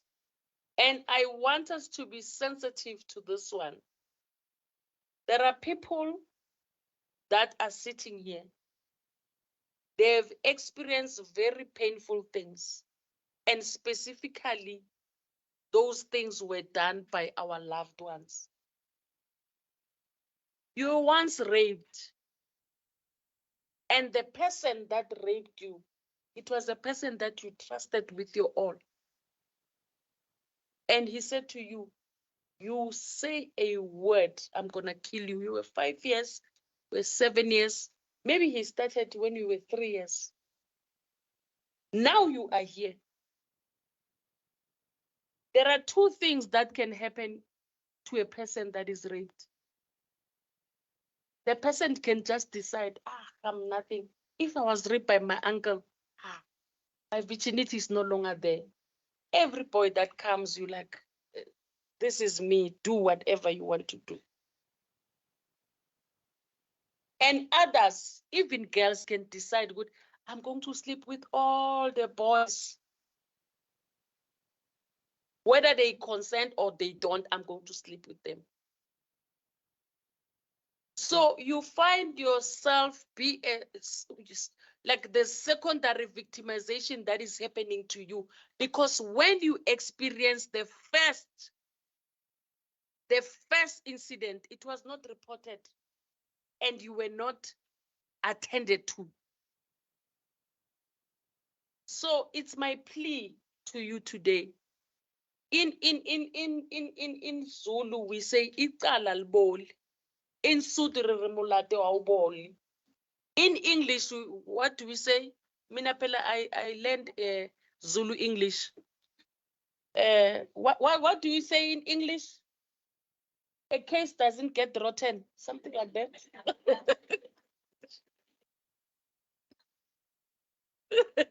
Yeah. So if you're one of those people, you know yourself, you know how your family was, you know what you are doing in terms of substance abuse, you know what happened to you. And we want to assist, we want to help you. Some of you boys, your uncles, they said, Dunusa. Yes, it's true. It's not a joke, it's true. And now when you have a girlfriend, your girlfriend, you don't want any other stuff. You want just Dunusa. And you make other people to Tunusa now, even other boys, because Luena, you were made to Tunusa at some point. So nobody assisted you, nobody helped you, you didn't say a word. I'm saying to you guys, we don't want to hear the stories that were said Tabomo, that now a case is open, they're investigating you, We are calling, this is a calling. We are urging you that please, if it happens that you are a victim of what I'm saying, come forward before things they get out of control. Because these things are sitting in your subconscious. One day they will come out. And you'll find yourself,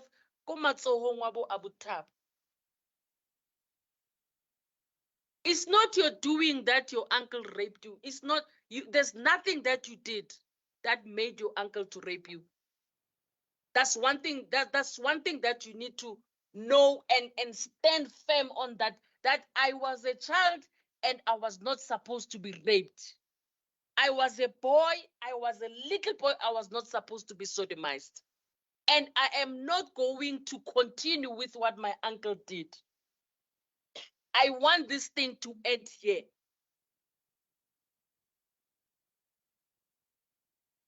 Okay.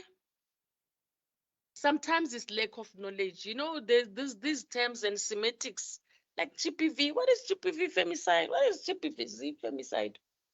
GBV, it was explained. Femicide is the killing of women, murdering of women.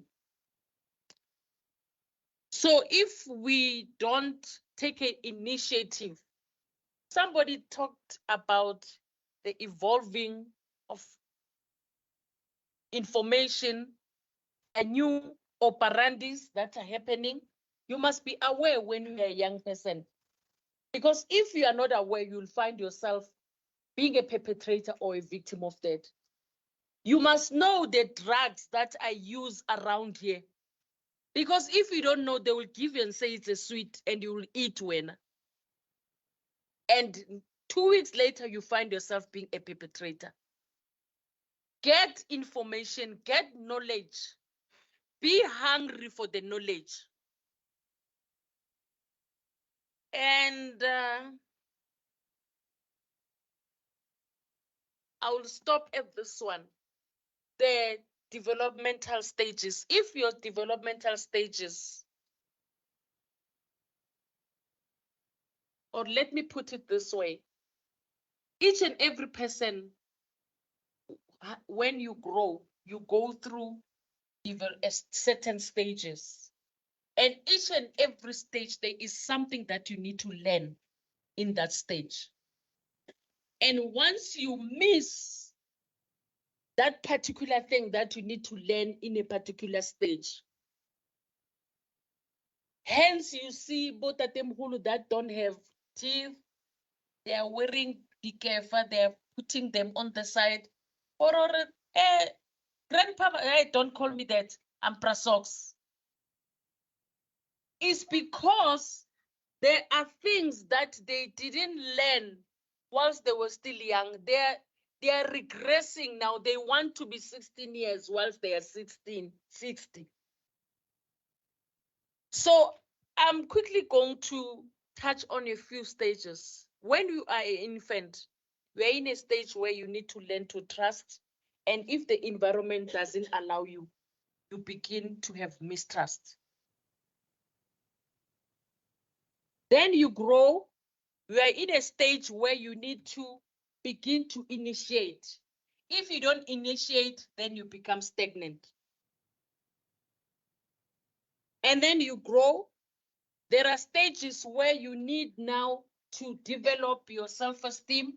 And if you don't, then you will have low self-esteem. Then you become an adolescent. There's a stage where you say, I have learned all. I am now trusting. I can initiate. I know wrong and right. My self-esteem is okay. And now I need to say, this is the table. Esteem. You were an adolescent where when you are adolescent, you would be able to answer when a person asks, who are you? Rather than when I can ask you, who are you? Like me. I'm asking you, I'm looking at you. Who are you? You are like me. Because you don't know, there are a lot of things that you didn't learn when you were supposed to learn. So now we are at a stage where you need to have relationships, and those relationships, now you are forcing them because you can see your friends are having relationships, or you become isolated. And when you're isolated, you are drawing people, you are busy with cyberbullying, you are tracing people, you want to see who's online, who's not online, you are sending hearts, yeah? Because you haven't learned all these skills. So I'm saying again, it's a call, young people. And I always say this wherever I go, that, you know, you young people of today, you are the most privileged people ever on earth. Because the information is there, professionals are there, help is there, everything is there. But then when we are here and say, we are here to assist you, then if you hide, then it becomes your problem, because Babu Tabo, they are ready to open the cases. So I am pleading with you, go and see Mema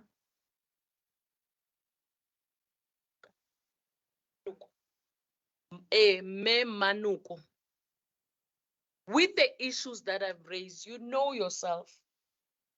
Mina, I'm not ashamed to tell people that I grew up in a family where my dad was drinking, having multiple relationships, and he had a gun. And I was always scared when he's drunk, or my mom won't wake up. So I will stay the whole night trying to listen whether there is no argument in the bedroom. And I grew up as a fearful child because of my environment. And then fast forward, I went to university, I was struck by lightning, and then all my bodies and my shock absorbers, they got scared, and by the grace of God, I was alive. Then I go to a psychiatrist, they said you have anxiety disorder. This disorder didn't start when I was struck by lightning. It started back then when I was living in an environment where I was fearful. And I had a situation every June and July, I'll be suffering from tonsillitis. And I will not go to school for 2 months. Up until then, winter just dies down in August, then I'll go back to school. During the year, like March, April, when my siblings and my cousin, they will say, please do tea for me. I say, no, I'm tired. They say, August is coming, we are dying. July is coming. So I grew up in that environment where fear for me was like the order of the day. And as a result, I grew up people knowing that I'm a reserved child. But they didn't know that by being reserved, it was because of the fear that I always carried wherever I went, I go, I do. While sleeping there for 2 months, June, July, I was fearing for my life. That, oh my God, I was picturing my funeral, seeing people like full in my mom's yard. So I grew up with that fear. And I'm not scared to tell people because I embrace that because of this situation, I found myself having an anxiety disorder. But I found help. I went to psychiatrist. I'm drinking medication. And here I'm standing in front of you. If I didn't go for help, I'll be shaking here like I see as if you're going to eat me. So here, help is there. So you can go and get help for yourselves. You know how you grew up and how is impacting your life, how is impacting the manner in which you behave. Okay, they've touched on the side effects. I'll just run through them. You'll be a dropout if you are found to be a perpetrator of gender-based violence. We'll find you there in the location corners, playing dice or speaking big English. Hey, me, my guys, I'm from TUT. Hey, you don't know me. Where's the qualification?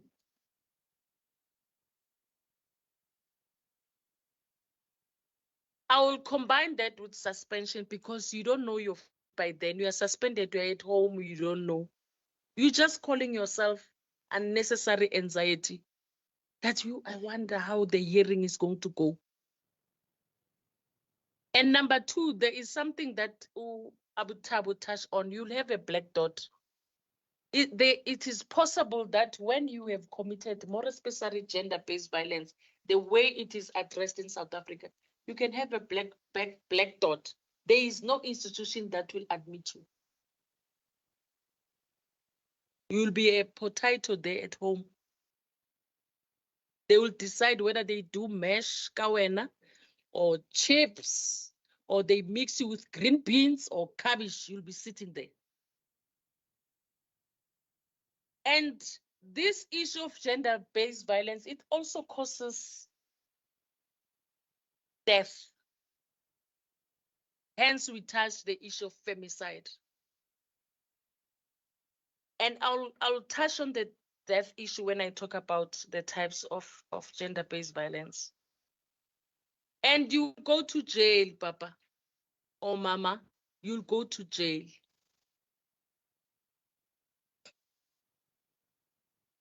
And you'll have a criminal record. You know, when you look for a job, I also touched on the issue of the child protection register. It doesn't end there. You know, when they open a case for you, they take fingerprints. Those fingerprints are kept in the sub-69 database. And when you look for a job, you go for an interview, they will tell you, we will call you. You know, in that process, when they're saying we'll call you, they do verification, security check. And your fingers will be found there. Who wants to employ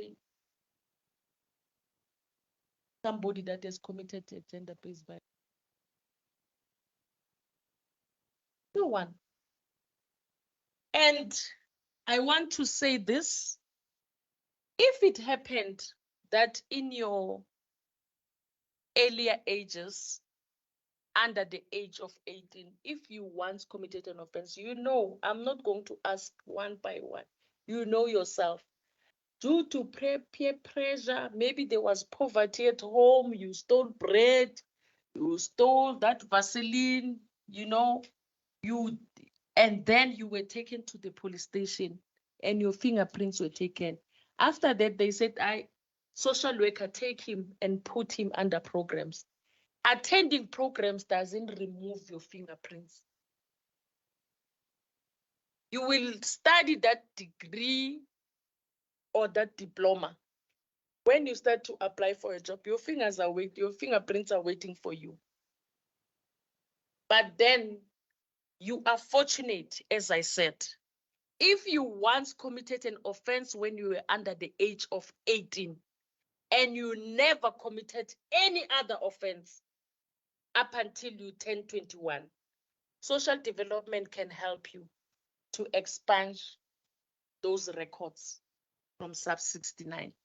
You go to the offices of social development, tell the truth, I committed an offense, we raped, we're still young, and they will check that up until 21, you never committed an offense. Then they can remove those fingerprints so that you can be a free man. But if you commit an offense under 18 and then between 18 and 21, it's another story. You don't come to us, go to Department of Justice. And if you can commit an offense now, tomorrow, or you did it yesterday or last month, it's 10 years and above for you to expunge those records. So you're going to study a degree that takes 3 years. And then you finish, you will wait for 10 years. When we are doing shortlisting, we ask ourselves, in the experience, this person never worked. What is the issue? We'll start to investigate. No, he raped. We say, hey, can you put that person aside a little bit? Let's concentrate on these ones. So this thing of gender-based violence, you committing it, you are known to be that boy that sleeps around with everybody, that girl that is lovable to everyone. It doesn't end here. It also can jeopardize your career, your future, and the plans that you have. So guys, as I said, I will always emphasize this and say help is there. Okay, when it comes to the issue of substance abuse, social development officers are available. But if you want to call and take it step by step, we are now at a point where we are scared to face people. There's a toll-free number that you can call, 0800 12 13 14. It is an organization that has been appointed by social development to assist people that are using substances. They will talk to you and send you to a certain office that is nearby you, and then you get help, go through the programs based on how severe is your case. And then when it comes to gender-based violence, Manuku touched on the help that is there. Social development is the one that is responsible for the Tutuzela centers. We also have a toll-free number, Gender-Based Violence Command Center. We have social workers that are operating 24/7, 365 days, 7 days a week, 31 days a month. They are forever there. Anytime, you can call this 0800 428 428. As I'm going to wrap, I just want to bring this to your attention. I think we did touch on it when Manuku was presenting, that how gender-based violence unfolds. And you must understand me that I'm not saying you are the one that causes it, but there's a cycle of gender-based violence that actually, when you look at it, we see, okay, this is why gender-based violence is so high. You know, if I'm just walking around, there is no one that can just and kick me and put me down and take off my jumpsuit and rape me. Many a times, the people that get to be victims of gender-based violence, the perpetrators are people that we know. So it goes like this. The manner in which a person addresses you or pursues you, it says a lot. And it's the verbal abuse that we're talking about. If a boy wants to pursue me, and then he said, hey, you with the big breast like the continental pillow. Yeah. I say you, can you please stand there? Then if I entertain that guy, do you think he will respect me? Did I bring continental pillow here or I brought my breast? And what should I do with my breast because it's big, it's like this? And it's nobody's business, it's my breast. But you can't call me breast yaka. That is verbal abuse. Lena, they're calling, hey, Mshotana. Yeah, you. I when Blakey, Mshotana. You are agreeing to this.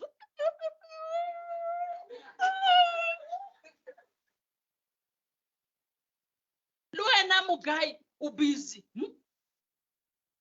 Magogwes. You agree, it starts with verbal abuse. And now somebody has just said my breast is continental pillow. Ne? Then when I'm with him, I make sure that when I bath, he doesn't see my breast. And like I will feel so uncomfortable. Then it goes to emotional abuse. Even when I have to come to class, I make sure that my breast, it sits in a way that nobody sees my breast. Then it becomes emotional abuse and spiritual abuse. Because now I cannot, he has disarmed me to be me. Like I'm a person that has bottle legs, short, but my shortness is that much. I like it when it's like this. I come with my continental pillows. There was one time when we went to Durban and we went to a place and people were dancing. I started to stand up. I said, and this guy said, I was the table, can you please sit down with your continental pillows? I said, hey! Because I am not going to take it that I consume it. So I want to show what I know myself. I know that I have big breasts. It's not a new story to me. But you must make sure when a person calls you like that, you don't like warm up to nonsense. Because that is going to affect you when you are alone. For you, but there is that moment where we are in the toilet, it's you in the toilet, and the sounds that are there. You're like, what did that boy call me? Mshotana, Mblekana. Hey, big bam, Sarah Badman. Others, they'll go to the extent that your bums are so big, I can't go on at the back. Like, no, what must I do now? Must I? No, I'm like this. Let the relationship end. So it starts with verbal abuse, it goes to emotional abuse. And it further goes to financial abuse. Some of you here, your parents are giving you money for you, boys, for you. But Lina, you have decided to be fathers here. A girl who says, how can you come and see me? Oh, I can come, but my hair is not okay. Can't I use this in your head to go there? I'll send. We are sending nefsas.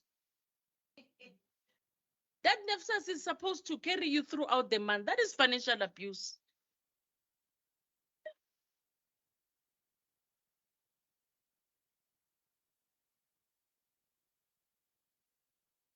And also you girls, you have moved from the rest that your parents know that you are in. Or you have moved out of the room that your parents are paying. We are staying with your boy. And then come the time of Nefsta's payment, the boy said, let the money come so that we can see how we do the budget. That is financial abuse. And worst part, you girls, you take it to the extent that, you on Wednesday, Sipo likes tribe and pop. Sipo on Wednesday, he likes a white shirt. Are you domestic workers, Luna? That is abuse. They're abusing you, these people. All of us, we are sitting here. We are here to start. And then when you are staying with that girl or that boy, sex is no longer something that a person begs, When he wants, even when you sleep, you will hear your panty going down. That is sexual abuse. Anytime, whether you want or you don't want. But I want to tell you today, even if that person you have a relationship with, if you don't feel like it on a particular day, and he forces herself or himself on you, wake up just as you are, don't bath. Just as you are, go to the police station so that they can get the sperms inside your antenna. Yes, I agree, and I know this guy is my boyfriend, but yesterday I didn't want. That is rape. And you, boys, Liluna, you can go. What do you look in English? If you don't want, a girl is like, the guy can't sleep, and then she's on top of you. Wake up and go to the police station. You look at me.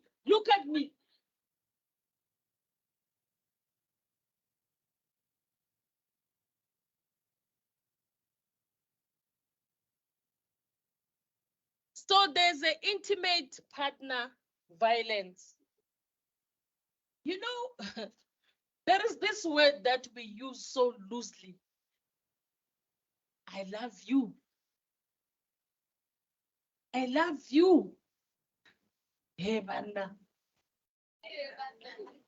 I love you. We just met. I love you.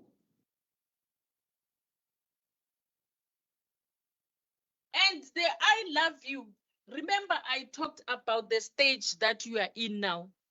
You must form relationships. But if you didn't learn to trust, you didn't learn to initiate, your self-esteem is low. You'll find yourself in a relationship, but you are not having the shock absorbers and the tools how to navigate life. Somebody talked about anger management. You don't know conflict management. You don't know how to talked for yourself. Whatever they say to you, it goes. Whatever they want from you, it goes. Whatever. So a person comes with this gaga name, I love you. Oh, babes. Even the ones that have beard, babes, babes. Hey, there's no babes here. Now I will understand the person coming to me. You said, I was observing you, since you came to this campus. And I like the way you walk. I like your body structure. I usually hear you in class, the way you articulate. I want to know you more. Lena, I love you. Pella, I love you. It goes straight to sexual activity. If you learn a person, you take it slow so that we can decrease these cases that rape. Now that you can't say no, when they say, I love you too, babes, and then you find yourself sleeping and there are pregnancies and you are unable to even report those pregnancies. So as I close, guys, there is this thing that is happening is so prevalent in institution of higher learning.